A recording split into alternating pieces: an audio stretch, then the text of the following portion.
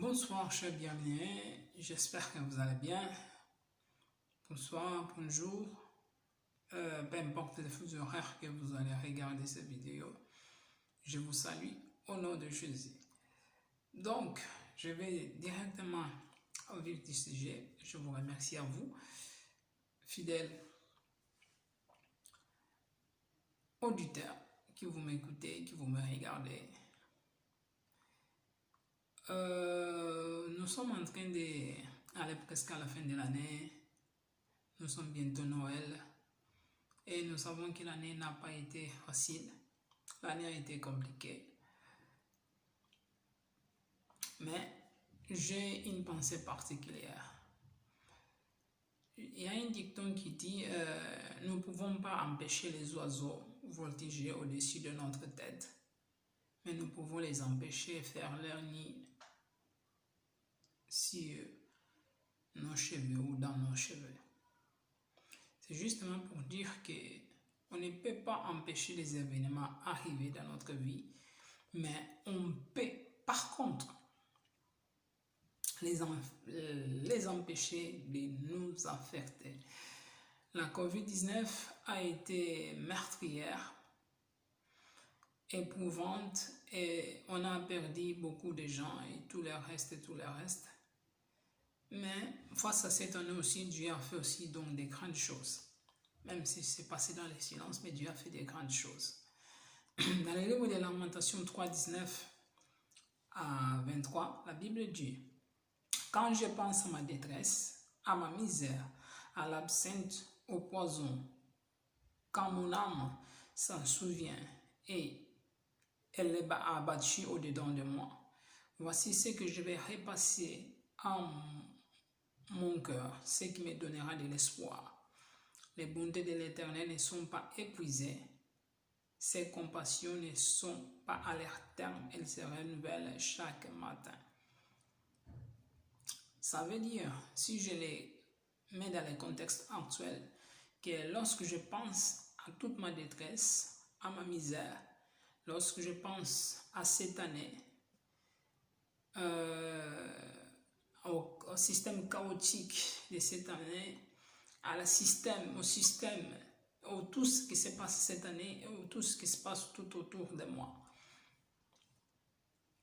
Lorsque je me souviens de cette année et de plusieurs plaies, ainsi que d'autres choses vécues pendant cette année, mon âme est abattue.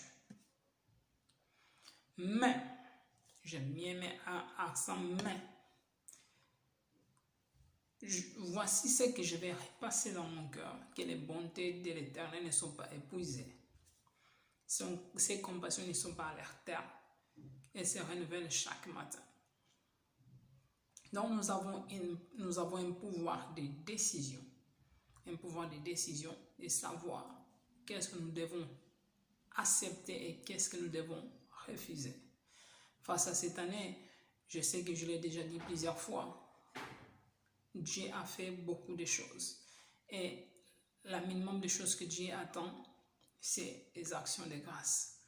Dieu attend les actions de grâce. Pourquoi? Il a fait des choses, même si nous ne avons pas vu. Il nous a gardés. Il a gardé nos familles, il a gardé nos biens. Même si nous avons perdu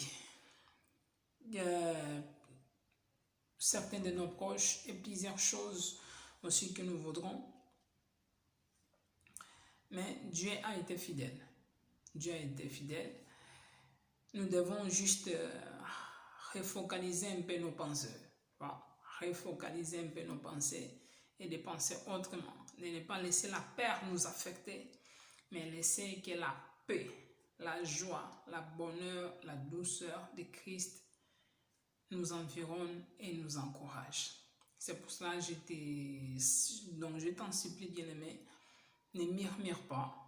Ne murmure pas. Je sais que l'année a été dure, mais cultive des bonnes pensées. Face à cette année, attends-toi encore à de bonnes choses. Parce que la Bible dit, entretenez-vous par des psaumes, par des hymnes, par des cantiques spirituels. Donc, attachez vos choses d'en haut. Donc, recherche. Souviens-toi un peu des bontés de ce que Dieu a fait pour toi. Et c'est l'une des choses qui te donnera, de l'espoir, de croire encore que c'est encore possible. L'année n'a pas encore fini. Dieu peut faire encore de grandes choses. Alors, je t'encourage. Là où tu n'avais plus la force, sois encouragé. Là où tu avais le découragement, sois encouragé. Là où ton âme était abattue, cherche quelque chose qui tu peux t'en souvenir, qui peut te redonner de l'espoir. Alors, que Dieu te bénisse. On est ensemble. Que Dieu te fortifie.